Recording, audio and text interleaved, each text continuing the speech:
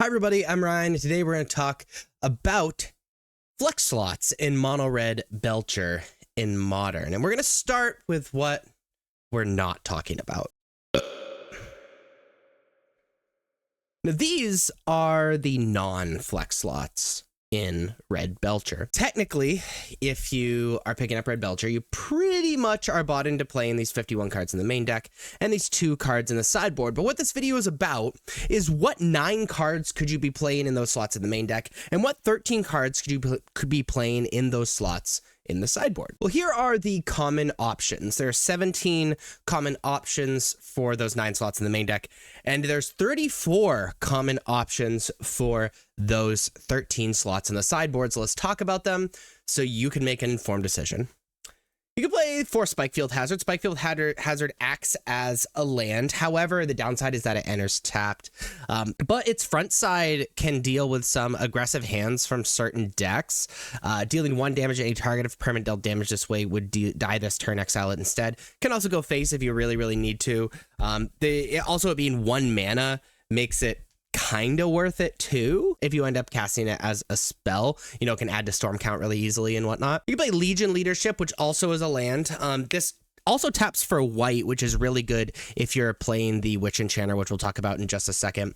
And its front side instant until end of turn, double target creature's power, and it gains first strike. That could be relevant if we're going the Storm Skill Scion route and need to get through some damage, but I think really you'd be playing this for the white side of the card. You'd be playing up to 3 Blood Moon. Blood Moon's a 3-mana enchantment. Non-basic lands are mountains. really good against decks that are being aggressive with their mana, or there are certain lands that tap for 2, like in Amulet or Eldrazi or anything like that. And it also doesn't really affect us much at all unless we're, again, playing those white lands. You can play up to 4 Glimpse the Impossible. Glimpse the Impossible is a 3-mana sorcery. Exile the top 3 cards of your library. You may play those cards this turn. At the beginning of the next end step, if any of those cards remain exiled, put them into your graveyard, then create a 0/1 colorless Eldrazi spawn creature token for each card put into your graveyard this way.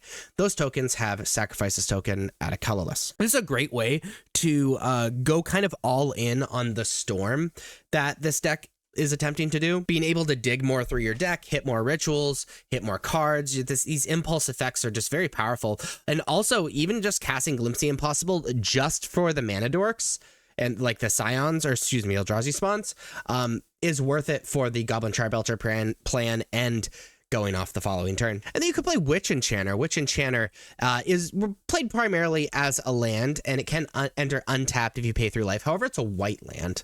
And its front side is 4 mana. It's a 2/2, and when this creature enters, destroy target artifact or enchantment an opponent controls. This works alongside our Belcher plan, and if we're playing Legion Leadership plus like the other Witch Enchanters, you can reasonably cast it, especially like if it's played alongside Manamorphose or something like that, just as main deck artifact or enchantment hate. And we have plenty of red sources. It's okay if we splash white just a little bit in that capacity. So you're going to select 9 of these 17 cards for the main deck. And as far as the sideboard goes, we're looking for 13 cards to play. Play before Orim's Chant. Orim's Chant's a 1-mana instant with kicker for 1 white. Target player can't cast spells this turn. If spell is kicked, creatures can attack this turn.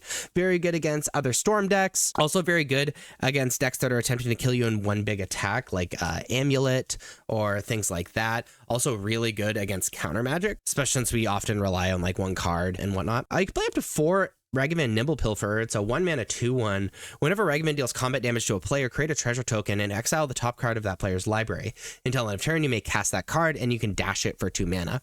This is a great direction to go against decks that don't have a lot of blockers, and you sense are going to side out a lot of their removal, because removal is generally pretty bad against this deck, and especially if it's a closed deckless tournament. Siding and Ragavan into that can just really take over the game. Cleansing Wildfire is a 2-mana sorcery. Destroy target land. Its controller may search a library for a basic land card, put it onto the battlefield, tap, then shuffle, draw a card.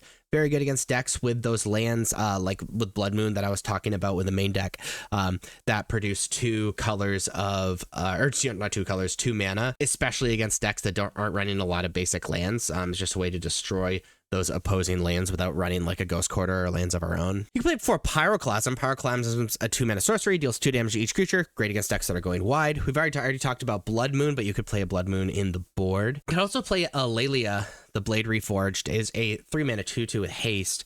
Whenever it attacks, exile the top card of your library. You may play that card this turn. Whenever one or more cards are put into exile from your library and our graveyard, put a +1/+1 counter on Lelia. This is really good alongside Ragavan, just a way to totally take over the game if they end up siding out of their removal, which is generally correct against this deck, but not with that sideboard plan. Magus the Moon is a 3-mana 2/2, non-basic lands or mountains, just more Blood Moons, but more specifically, Magus the Moon can sometimes be a little bit better against certain decks, like for Amulet Titan, for example, because they run so many Besejus, it's actually a lot easier for them to answer Blood Moon than Magus. You can play Brotherhood's End. It is a 3-mana sorcery. Choose one. Brotherhood's End deals 3 damage to each creature and each player, or destroy all artifacts with mana value 3 or less. Great artifact, enchantment hate, great against decks that are going wide.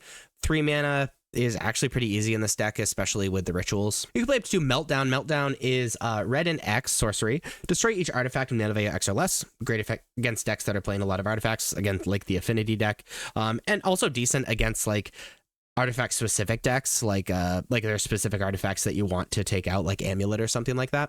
Wear Tear is a fuse card.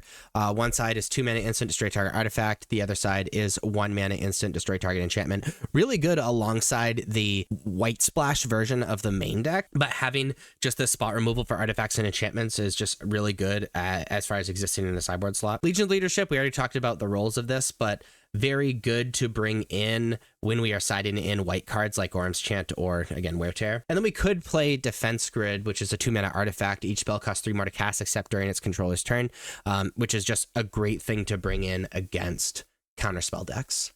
So again, you're going to select 13 of these 34 cards for the sideboard, and then 9 of these 17 cards for the main deck, and then you have your very own buttstock version of Red Belcher in Modern. If you like this video, please be sure to like and subscribe. Check me out on social medias. Links are above me and in the description. Thank you so much for watching. I'll see you next time. Bye-bye.